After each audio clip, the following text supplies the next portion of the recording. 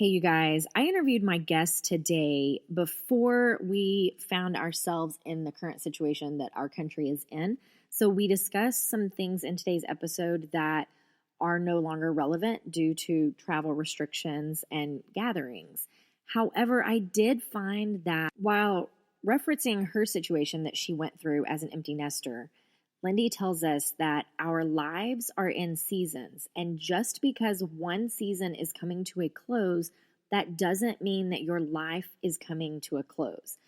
I wanted to share that especially because I know so many of us are facing uncertain times and unknown futures. Just remember that we are all in this together. Welcome back to the Power Project. My guest today is Lynde Griggs. And that's how I pronounce it, right, Lynde? Lynde, yes. Okay, perfect. Lynde's actually a nickname for Lynde, but my whole life, everybody's called me Lynde. Awesome. And she is the co-founder of Belle Sparrows.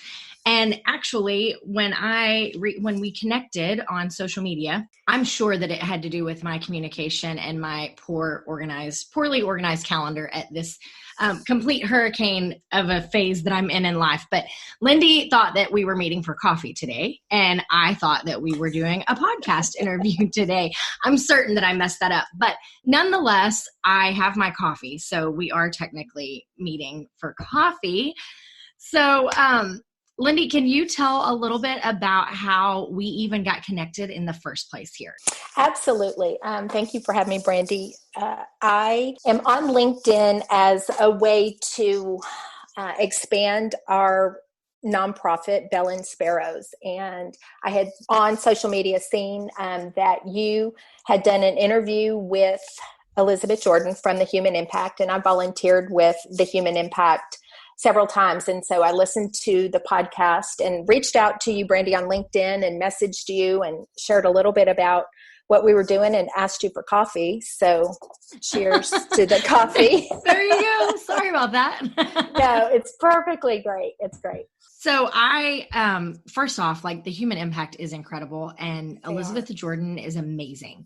How did you, are you connected with her outside of that organization, or how did you even get involved in going and volunteering with them? I found Elizabeth on LinkedIn as well and saw that she had common friends, my niece and one of my niece's friends from Baylor. And so I just started watching a little bit about what they were doing. I got on their website, and we are a by women, for women mission organization. So we're always looking for ways that we can partner with other ministries that are boots on the ground doing the work 24/7.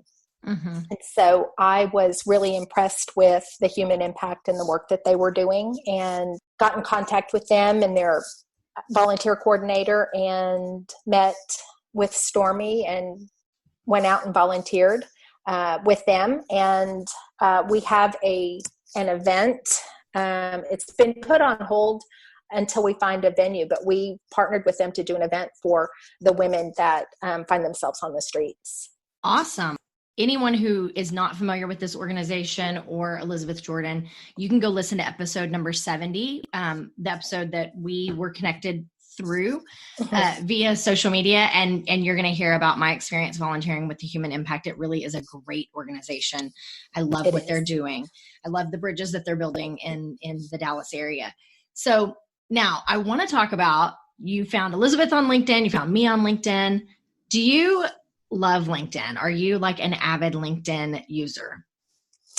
Oh my goodness. I would say I'm a novice, very much a novice, learning kind of how to maneuver it a little bit, but it's really been a blessing, and it has opened some doors for us that I don't think we would have walked in otherwise. Mm-hmm. And I think, so I love in-person networking. I love social media networking. I love the power of the internet. I'm not great at LinkedIn. I 100% have not mastered that. So I have hopes to become better at that. But I think that that's something that people miss often in business and in the nonprofit space of needing to network with others and build other relationships in order to be able to spread your word, make connections. And so, yeah, all of this stemmed from LinkedIn connections. So I want to talk about your organization for a bit. I want to talk about, so you and Tiffany Savage are co-founders of Belle Sparrows. Tell us about this By Women, For Women nonprofit that you're running. I was on staff at my church in McKinney, Texas, as the women's director. Was at a place where I felt like I knew the Lord had called me into missions in some form, but I didn't know what that looked like. And I was able to go on mission trips with my daughters when they were in student ministries. And the Lord had always given me an opportunity to share the gospel. And it was one of those pivotal times in my walk with the Lord that wrecked me in the best sense of the way. Kind of at that place in my tenure with women's ministry where I thought, I want something more out of this. Lord, you created me for missions, and I want somehow to incorporate this with women. And prayed about it, and kind of was at a turning point because I was ordering coffee for the whole year and setting up, speakers and things for the whole year, and just thought, oh man, there's got to be something more. In fact, I'd even come home to my husband and said, I would rather sell granola at Costco or one of these places than have to think about coffee for a year in ministry. I felt like the Lord was saying, okay, propose a women's mission trip, So I went to bed, got up the next morning, put together a proposal for a women's mission trip, and took it down to our missions pastor and said, I don't know that we've ever taken a group of women from our church on mission, but I want to do it. And he said, let's do it. And so it was kind of like everything was just, the trajectory just was in perfect alignment, and it got passed. And I think maybe 2 or 3 months we were well into, having meetings about the team. And so the Lord allowed us to go, and we took 24 women with us to Guatemala to serve some of the most impoverished women I've seen. And these were women who worked in the city dump, and we were able to minister to them for a week, and we were able to share our own personal stories with them. And it was just this really transformative part of my walk with the Lord. And I felt like when I got home, it was time. My husband's also on staff at the church, and I picked up the phone and called him, and I said, I think I'm supposed to do this outside the church. Now, mind you, I come back from all these mission trips and tell him, we're going to adopt a baby from Nicaragua, and I think we're supposed to move to Honduras, and we're supposed to do all these things. But this was the first time that he said, well, if the Lord's telling you to do it, then I think you should do it. And then I just kind of froze and panicked. Oh, wow. How do you do this? How do you get started? How does any of this even happen? I don't even know what I'm doing on a day-to-day basis.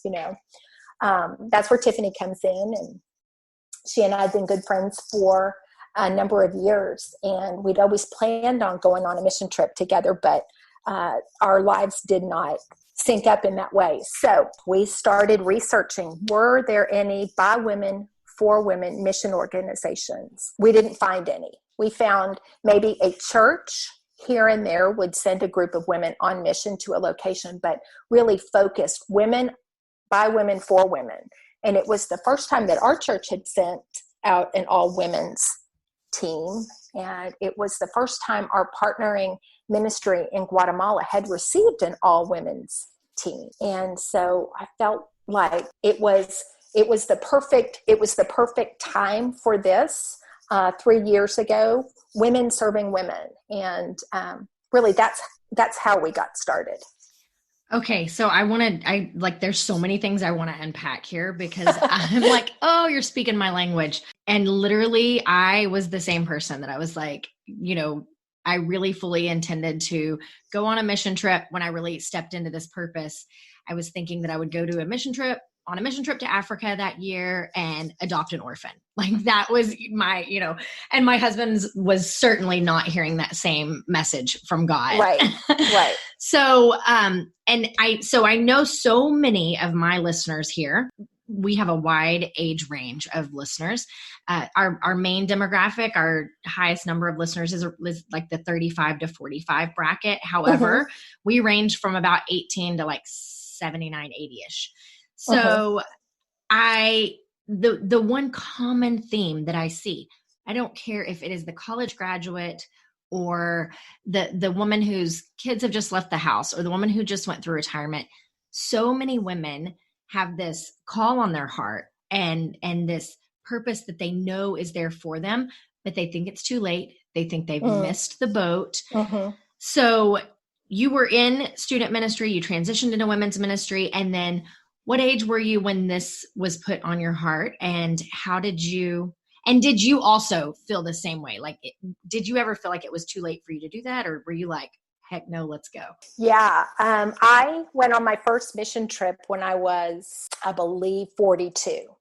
I'm 56 right now. So that first trip, I felt like there was purpose. Like, why on earth would God use somebody like me to share this greatest news? And, you wrestle with that, like, Lord, did I do it right? Is it really what happened? Did she really get saved? And all those things. And I just had to give all of that to the Lord and say, you put me in a place for ministry with this young girl, and just, thank him for the opportunity.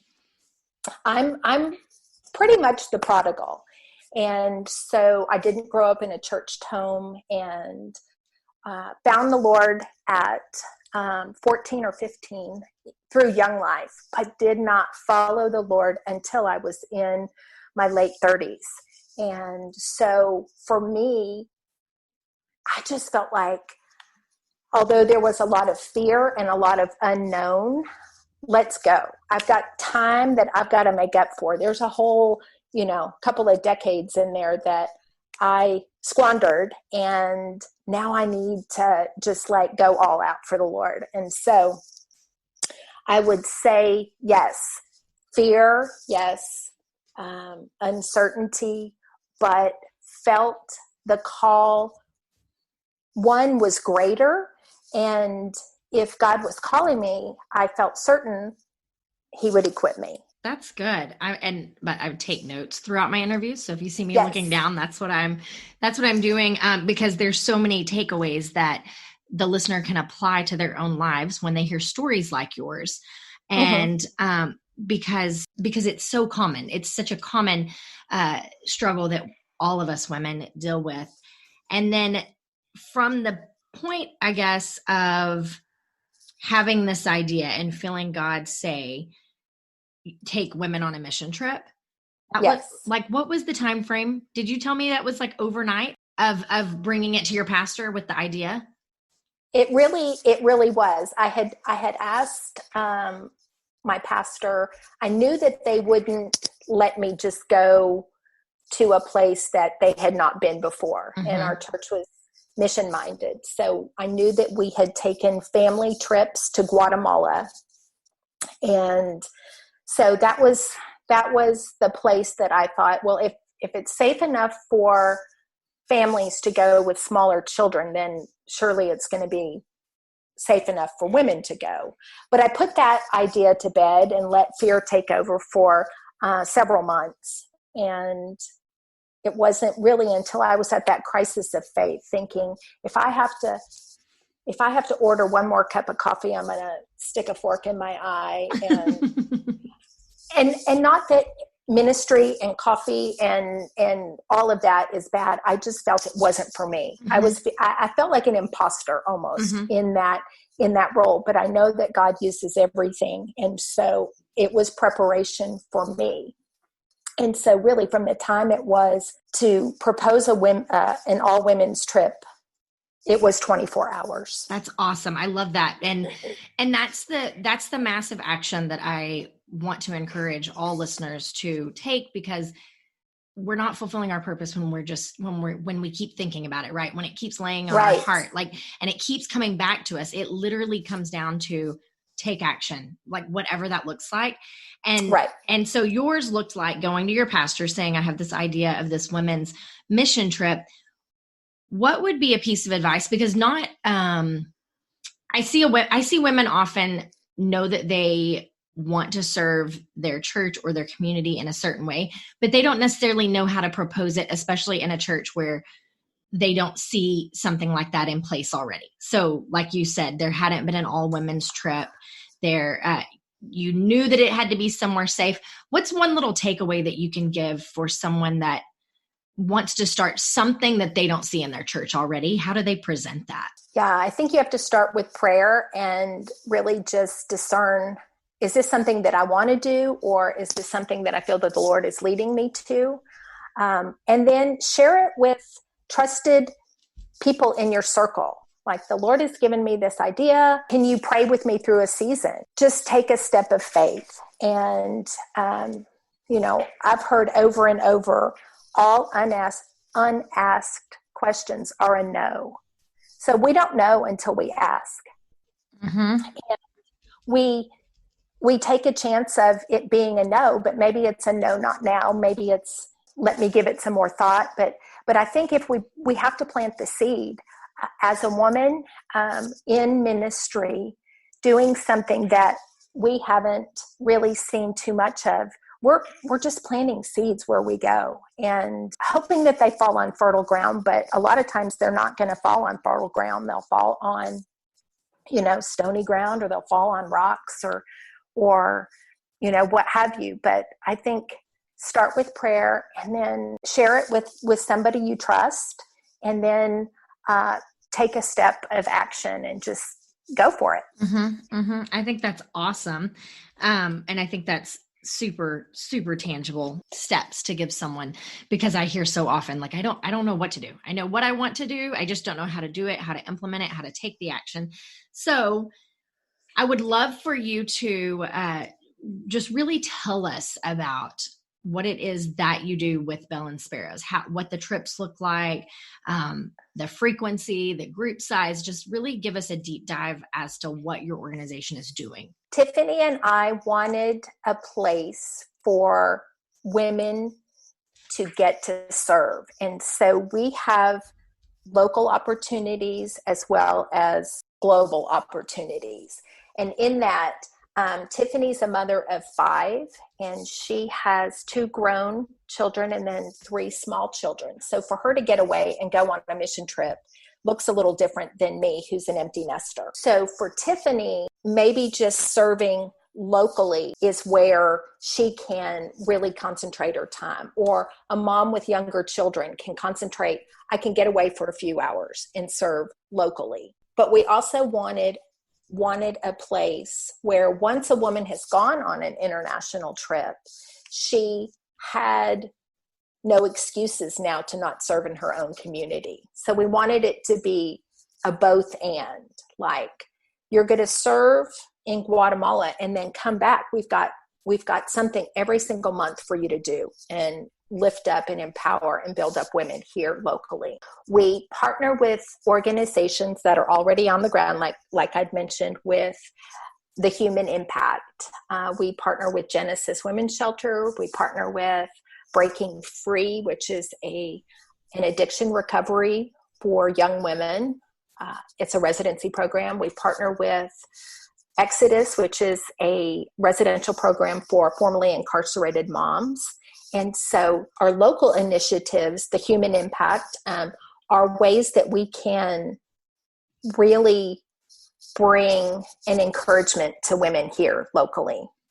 We do easy things like cook breakfast for the women and children at Genesis Women's Shelter. These are women that are fleeing domestic violence. And we're just showing up on a Saturday morning with groceries, making a really yummy breakfast, maybe holding a baby, maybe, I think, presence of a woman being there with a woman during her need speaks volumes. Oh, it's massive. really, really big. And so those women are in that program for about 5 weeks. So we rarely, if ever, get to see that woman again.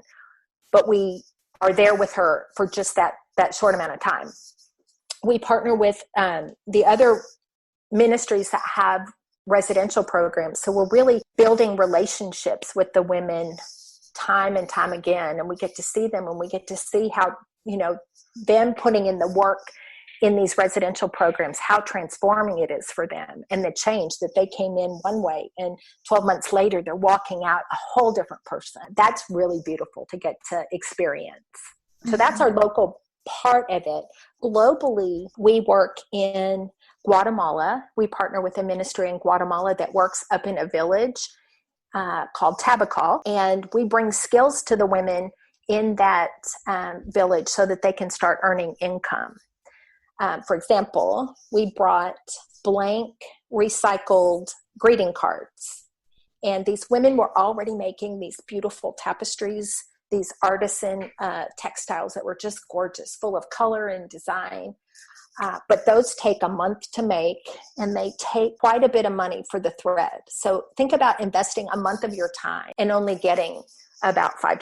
So we brought these cards in with a basic template and taught the women how to embroider on the greeting cards. And now they're selling greeting cards. They're beautiful, edge to edge floral design. And each time we go, we try to bring a different design for the women.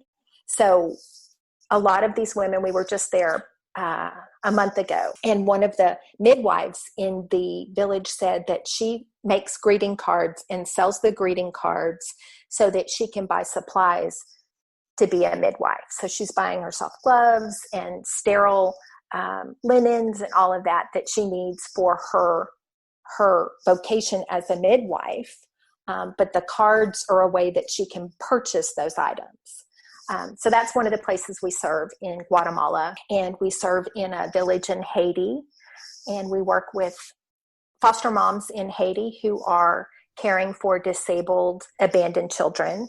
And foster moms is a term that is used loosely because they don't really have a foster care system in Haiti. But giving back to those women with skills so that they can earn income for themselves and their families. And we work in New Mexico with Navajo women. We work in Portland, Oregon, and we take a local trip to Waco and work with women who are in a pregnancy center, women who are in transitional housing or homeless, work with women who are in recovery. So there's lots of opportunities. Belle Sparrows opens trips up, so to speak, so that women can come and join. So if you wanted to get involved with us, had a Friday night available, you could hop on our website, look at local trips, look at other, look at our faraway trips and join us. And we set it up for anybody to come and join us. So we offer the availability of a mission trip without it being routed through a church. Hey guys, if you've considered starting a podcast, but you're overwhelmed by how to actually launch, I've created a basics of podcasting course over on Skillshare. So you can sign up for my course and get 2 months of free premium membership. Skillshare is where I learn all types of skills that I don't know how to do otherwise. I'll include the link in the show notes. You can head over to Skillshare and search Brandy Voth's class, The Basics of Podcasting. I love every single thing about this. Because here's the thing. And I tell people, I love your local partnerships. I love that you are equipping the local community of women and you're empowering the global community and you're impacting both local and global. And I see so many people, so many women asking, how do I get involved? How did you get involved? I volunteer for an aftercare home for traffic survivors in North Texas. And then I also have a few other organizations that I work with that I, as a advocate for them and ambassador for them. And so I have so many people that ask, how did you get into mentoring, traffic survivors? And how did you get into volunteering and teaching classes, and there are women willing to serve. There are so many people willing to serve, but so many of the organizations are so busy running the organization, right? Like literally keeping people alive, keeping people safe, keeping people fed, keeping them clothed, housed.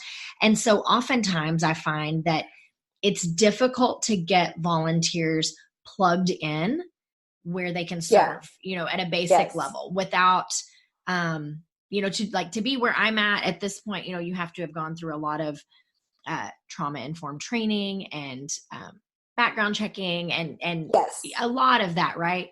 But to say, hey, here's you can come to Belle Sparrows and you can plug in right now without any training. We can go and we can cook breakfast and we can hug people and we can love people. And so it speeds up the process on such a great level and really gives people the opportunity. I've been wanting this, having like some type of an idea in my head, wanting to see this come to fruition for so long. So I'm thrilled to know that you have it and you have it here available in North Texas. So I 100%, we want to plug that website. We want women to go check out your website and we'll put it in the show notes and they can get plugged in on serving locally, taking global missions, whatever stage you're at in life. I love that. I love that you and Tiffany have the kind of the opposite lifestyle going on currently, or stage of life going on, where although you're in different periods of your life at this point, you're both serving however you can serve. Right. And for me, I think the catalyst was the group of women, that initial group of women that went. 24 strangers went. We trained well and we bonded through training, but nothing really like being in the mission field where you're hearing stories of trauma, you're hearing stories of just despair, and you're holding that woman as she's weeping in your arms and you share your own story of hardship with her. There's something so beautiful and so common about women. We all have a story. We all have a struggle, and our need is to be seen and loved. We want great things for our families, and sometimes we just aren't in positions, or we're not because of circumstance, maybe by our own doing or circumstance at the hand of another. We don't have the ability to stand up on our own. And so this 24 group of women, this group of 24 women were so bonded in a way that was so beautiful. And one of the things that we want, and we see how it comes to fruition time and time again, it's like, this is people sign up for a trip and it's, this is going to be a God trip, because if you looked at it on paper, these 6 or 8 or 10 women shouldn't really be together. They're from different types of churches. They, have different styles of worship, and some from, a wealthy background, some from a not wealthy background, whatever the circumstances, the dynamics are. God always just orchestrates the team that needs to be together to fit the need of the trip. And so we have women, maybe 7, 8 women going from 5 or 6 different churches. And that's really the beauty to us. And that's, to me, just the bigger picture of the church. So my heart is the women that go to see life transformation happen, because it happened for me on a mission trip. Tiffany has 3 adopted children, and her children all have a mom. Her heart is, let's go after the mom. Let's change the trajectory of the mom's life so she doesn't have to give her kids up. No mom has a child and says, I really want to give this child up. But again, circumstances, she's felt like she has no other option. So if we can bring skills, if we can bring training, if we can empower her, give her tools so that she can succeed, maybe she won't have to give that child up for adoption. And so the pairing of both of that really, is this holistic look at doing missions a different way, not just going in and bringing the gospel to people. Yes, we do that, but we have to get out of the mindset that we're bringing God to them. God's already there, and God's already working in those communities, and get to the mindset of, I'm desperate without a Savior. This is what He's done in my life, and be able to share that with some tangible skills for women to maybe change the life that they're currently living. That is so good. That, I mean, with the women that I mentor, that, most of them have children that they do not have custody of. And they're working diligently to get back in those children's lives. So I have a huge heart for empowering and equipping women to be able to restore like families, right? And so I think that's absolutely incredible. Do you have any type of partnerships locally? I know you're bringing skills and training to the women in Guatemala.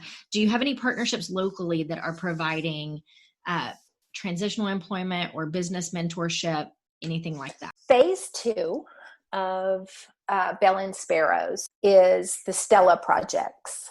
And that's kind of our social enterprise look at what we're doing. So the cards that the women in Guatemala are making, or the jewelry that the Navajo women are making, or the crosses that the women in Haiti are making are part of that social enterprise. So we thought, well, we're working with these organizations locally. These women are in a residential program, and then they go out, prepared as they can be in that 12 months, but then they go out.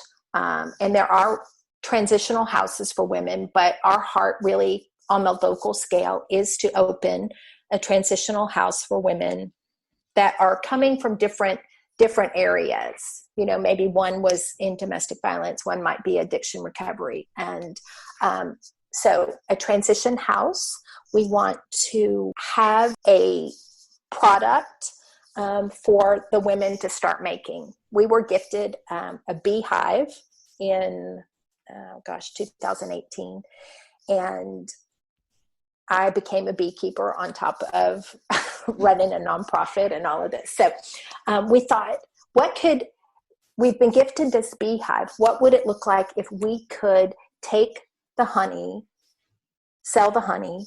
What would it look like if we could train somebody to do that? What would it look like if we could make products from the honey and or beeswax and or pollen and all of the things? I mean, honey is beekeeping and honey, and all of those products are such a encompassing, we just see potential in all different aspects of what that could look like. So we're currently trying to get the Stella projects up and going. We're just 3 years old in Belle Sparrows. Our names are a little bit unique. So Belle means beautiful. The scriptures that talk about God caring for the sparrows and saying you're more valuable than many sparrows. So our tagline is beautiful, not forgotten. Women are beautiful, not forgotten.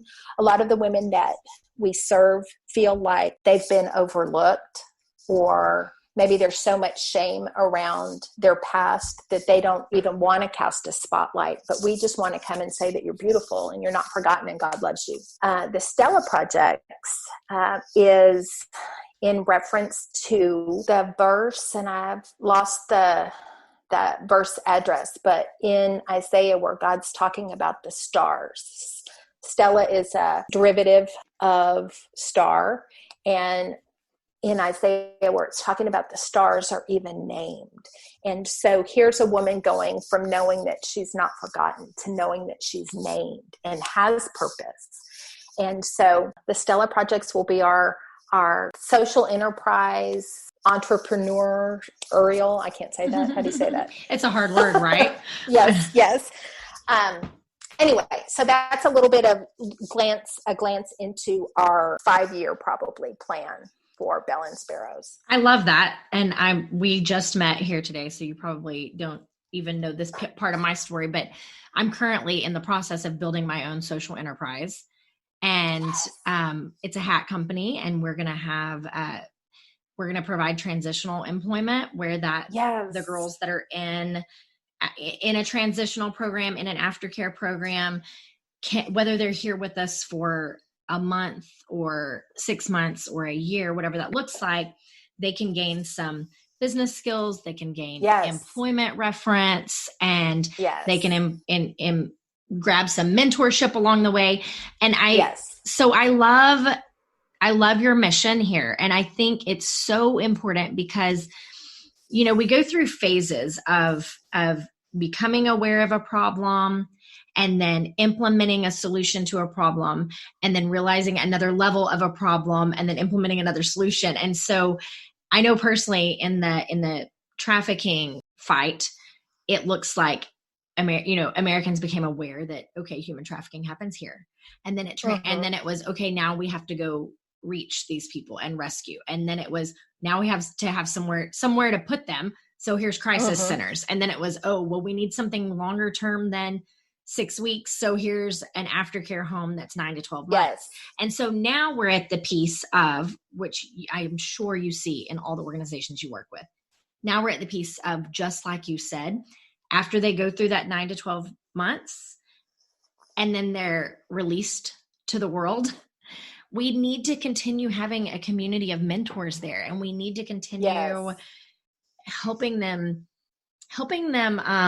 attach to purpose, and not just make an income, but make an impact. So I love everything about the Stella Project, and it's so needed. It is personally, it is the best solution to the most pressing problems that I see right now. And if more, I wish, so I teach a business class at the aftercare home. So that's why I get a little fired up about this, because, I go through, working with women, and we're talking about their skills and their talents and their gifts and what interests them and their career path and vocational plan. And oftentimes one of the biggest questions I get asked is, will they hire me if they know that I've been in a program? And I need more people like you and other business owners and other advocates in the community to say, yes, we're not only going to hire you, we're going to walk alongside of you. So absolutely. Thank you. Absolutely. Thank you for that solution. We work with, like I said, women who are formerly incarcerated as well. So there's that piece of it. And not many people are willing to invest in a population that society deems untrustworthy, or, all of those stigmas. And we are really very passionate about wanting to give second chances, give third chances. It's going to be messy. We don't know what we're doing. I just think about going back to the prodigal, and just how many chances, God is waiting for us, and waiting to celebrate, our return. And just to be able to extend that to another woman and see her flourish is really our dream. Oh, that is awesome. This has been such a great conversation. And I'm sad that I didn't get to meet you in person, but I'm really glad that my audience got to meet you along with me and hear this encouragement. If you were going to tell, let's say you're an empty nester, so the woman whose kids have just gone off to college, and she's wrapped her life up in being a mom and a wife, and now she says, okay, I feel like I want to do something that God's calling me to do. What is the one thing that you would leave that woman with, or the one thing that you hope that woman knows? I would say that our lives are in seasons, and just because one season for her is coming to a close, doesn't mean that the rest of her life is coming to a close. I think that being in a particular season where your kids aren't as needy, they're more self-sufficient, opens the door for you. And for a lot of time, I was just a Bible study junkie if you will, and just going, waiting for Bible studies to start each semester. And that was beautiful. It was a season where I needed to learn and I needed to grow. But to be able to put legs on what you're learning in your weekly Bible studies and to step out in faith and serve another person is really invigorating. It is the Great Commission, where we are to go make disciples, and we can't go make disciples if we're not willing to go. And whatever that looks like for a woman, if that is to take a baby step and go meet a neighbor that looks different from her, or take a baby step and go serve with an organization, ours or someone else's. Those are the things that the Great Commission is made of, is step by step by step going and making disciples. But it first takes us to go. Amen. Amen. And that was what I personally heard over and over and over in my head before I became involved with the human trafficking cause. And it was move your feet and serve where you are. And you are empowering women locally to move their feet and serve where they are. You are fulfilling that mission. I know that God has a plan for your organization. I know that he has favor in it. So I hope that you all will be continuously blessed and fruitful and growing. What are some, let's see, your website, is it bellandsparrows.com or .org? .org. Okay. So I'll put that in the notes. And then what event do you have upcoming? Because I know you have a lot of events, but what is the one that you are most excited to share with listeners about in 2020? I would say, having just come back from Guatemala, just seeing how women have really come alongside and supported that mission trip. But I would say for all of us, just come and do something. Come and do something, whether it is serving local or taking a step in faith and going on a mission trip. We have lots of opportunities, local and beyond, to come and serve with us. And you don't have to be a resident of DFW. We have women coming from different states, and we just make arrangements for you to get there from your area. So coming from Virginia or coming from Florida or coming from Washington, we make arrangements that you can go meet us in a location. We also can put together a trip for your ministry, and we can design it for your church. Having done that, and in my own church, I know that it takes a lot of manpower and a lot of resources that maybe women's ministries don't have. And so we can be the middleman for you and design a mission trip for your women, and you just show up on the ground. And with that, you get all the perks of really bonding a team together that will have this commonality of serving together and will want to serve together after you return from a mission trip. Oh, that's awesome. I love that. Where can people connect with you on social media? Throw out anywhere that you want to chat with people and hang out. Give me your handles. Yes, we are at bellandsparrows.org is our website. We're on Facebook, Belle and Sparrows. We're on Instagram, Belle and Sparrows. We're on Twitter, and we're on LinkedIn, all of the above. And we would love, if you have any questions, we would love to answer any kind of questions you have. So bring them on. That's awesome. That's awesome. Do you have an email address that you grab questions from as well? Yes, you can email me directly, Lynde, Lynde, at bellandsparrows.org. Awesome. I am going to put all of that in the show notes because I want people to get plugged in with you. I love that you have already built what I want to see built so that I don't have to build anything else right now. And And thanks for hanging out with us. Thanks for sharing your heart with our listeners. And you are in our prayers.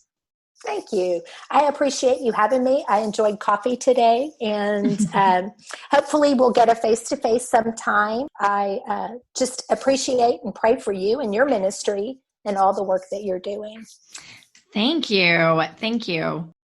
I hope that you enjoyed this episode just as much as I did. It was refreshing to go back and hear it again in light of our current situations. I love when Lynde told our listeners to put legs on what you are learning in your Bible study and step out in faith. She shared with us that we can't make disciples if we're not willing to go. So remember, if you're thinking about taking a baby step today, take it, because that is the only way you can follow the call that God has planned for you. Speaking of following God's call, I wrote a book, you guys, and I would love to have you be part of the official launch team. Head over to the-powerproject.com, sign up for the newsletter, and I will make sure that you are one of the very first to get your hands on this book.